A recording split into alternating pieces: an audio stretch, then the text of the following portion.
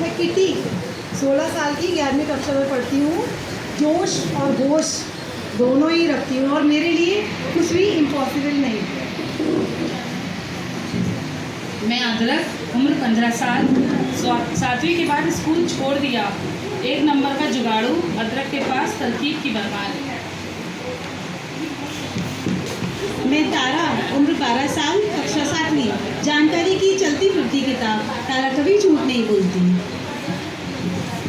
ये तीनों बदलीपुर में रहते हैं और तीनों को जासूसी करने का बहुत ज़्यादा शौक है। आप लोग जानते हैं इस बात को। बदलीपुर में कुछ भी होता है तो तीनों पहुंच जाते हैं जासूसी करने के लिए, केस को सुलझाने के लिए। इन तीनों ने मिलकर एक टीम बनाई है जिसका नाम है आधा फूल, जिससे आप अच्छी तरह से परिचित हैं। बदलीपुर में विवेक नाम का एक लड़का रहता है जो अपने रंग रूप को लेकर हमेशा परेशान रहता है, उदास रहता है। मैं कितना मोटा, काश मैं खूबीलाल जैसा होता, सुंदर दिखता।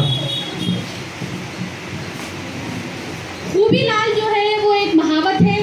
वो एकदम फिल्मी हीरो जैसा दिखता है। लंबा कद, ले रहाते बाहर और कसरती बदन। मैं खूबीलाल और ये मेरा हाथी।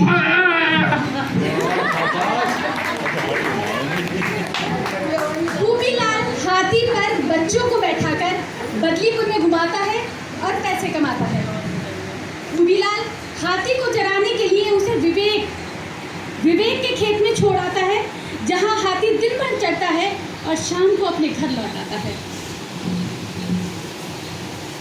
ए मेरे हाथी, ए मेरे हाथी, ए मेरे हाथी का ध्यान रखना है। ये हाथी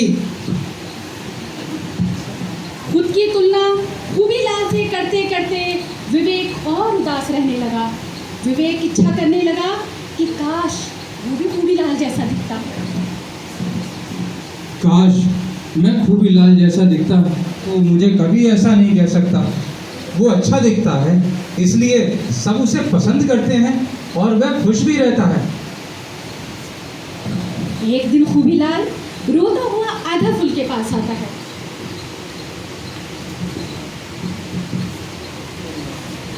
मेरा हाथी गुम हो गया। क्या हुआ खूबीलाल, क्यों रो रहे हो?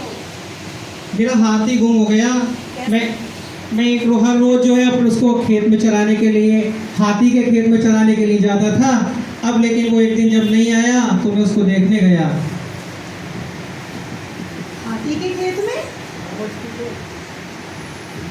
हाथी के खेत में? हाँ, वो है ना मोटा सा जो लड़का है।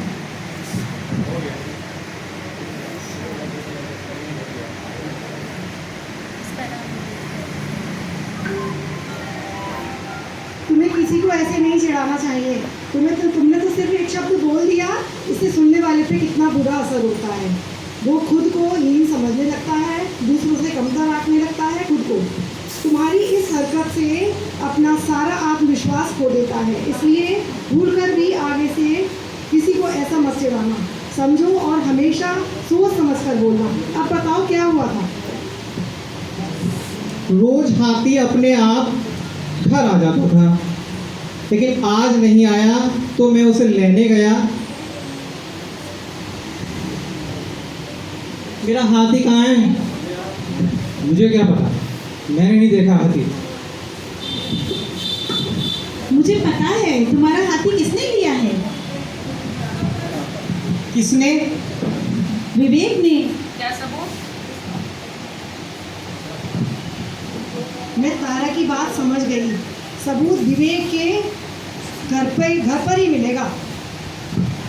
अब ये चारों के चारों जो हैं, ये सारे के सारे मिलके विवेक के घर जाते हैं और विवेक से बात करते हैं। वो रहा हाथी। उसका नाम विवेक है, उसे हाथी मत कहो।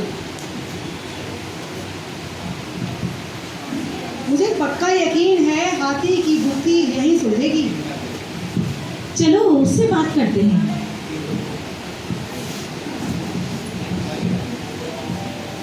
क्या चाहिए आपको? क्यों आए हो यहाँ पे?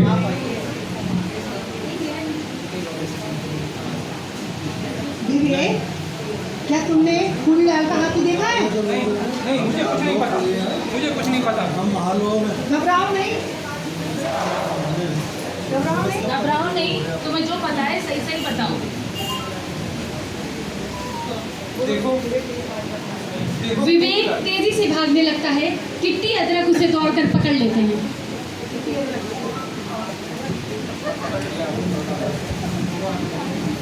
देखो, देखो खूबीलाल की बॉडी और बाल कितने अच्छे हैं। तुम्हें नहीं पता मुझे कैसा लगता है जब वो मुझे हाथी बुलाता है। ऐसे में मैं अपनी तुलना खूबीलाल से क्यों ना करूं, कैसे ना करूं।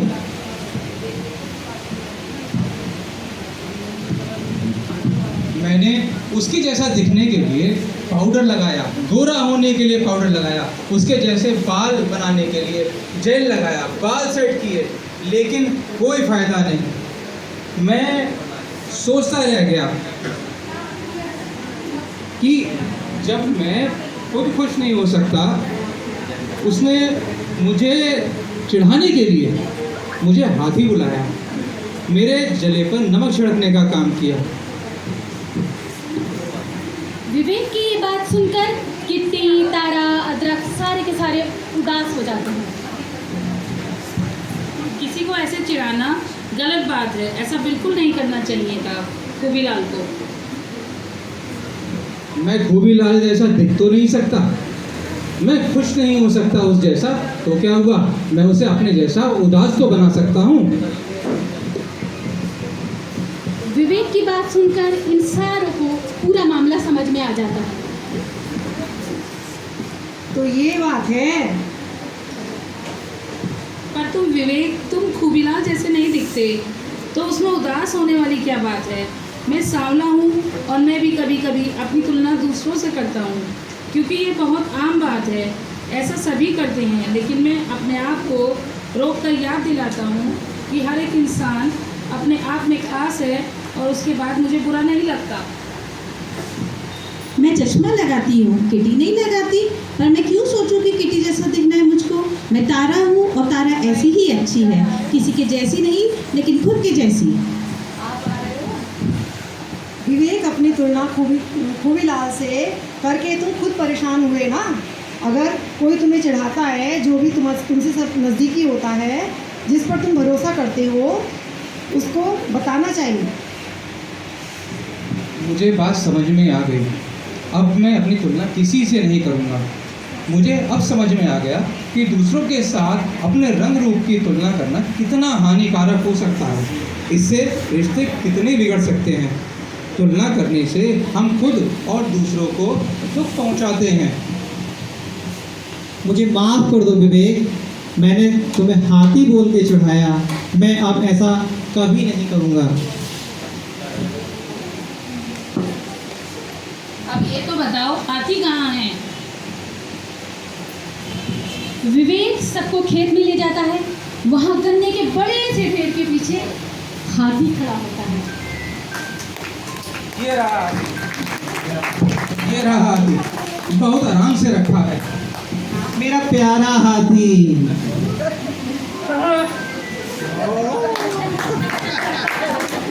अगले दिन फिर से बदलीपुर के बच्चे हाथी पर घूमने और फिरने के लिए निकल जाते हैं। तारा, तुम्हें कैसे पता चला हाथी किसी ने गायब किया? जब खूबीलाल ने कहा कि वो हाथी को खेत में चराने ले जाता है, मेरा माथा ठनका।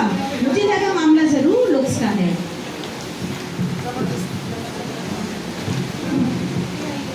खुद की तुलना दूसरे के रंग रूप कद काठी से करने से नुकसान ही नुकसान है। खुद का आत्मविश्वास कमज़ोर होता है और हम खुद को दूसरों के से कम समझने लगते हैं। हर एक अपने आप में खास है। सब में कोई ना कोई ऐसा गुण होता है जो दूसरों से अलग होता है। इसलिए ना तो खुद की तुलना किसी से करनी चाहिए और ना ही किसी को चिढ़ाना चाहिए। ये बात बदलीपुर को आज आधा पुल ने समझा ही दी। कहानी की सीख, इस कहानी से आपने क्या सीखा? यही कि हमें अपनी तुलना, अपना कंपैरिजन या अपना मुकाबला जो है वो किसी अदाकारा से या किसी फिल्म एक्ट्रेस से करना मतलब स्वाभाविक है, नेचुरल है। लेकिन हम अपनी तुलना ऐसे करते हैं जिन्हें हम अपने से बेहतर समझते हैं। और ये एक ऐसा जाल है कि जब हम इसमें फंसते चले जाते हैं और अक्सर ऐसा होता है कि हम अपने से बेहतर जो लोग होते हैं उनकी तरह दिख नहीं पाते हैं और फिर हम उदास हो जाते हैं और हम लोग अक्सर डिप्रेशन में भी चले जाते हैं। तो हर इंसान को सोचना चाहिए कि वो अपने में एक यूनिक है, उसे अल्लाह ने या भगवान ने या ईश्वर ने जैसा भी बनाया है उसे अकेला बनाया है। किसी शायर ने क्या खूब कहा कि नहीं बनना मुझे किसी और के जैसा क्योंकि, नहीं बनना मुझे किसी और के जैसा क्योंकि मेरे रब ने बनाया नहीं कुछ जैसा कोई, मेरे रब ने बनाया नहीं कुछ जैसा। बदली की टीम आधा बोल जिंदाबाद।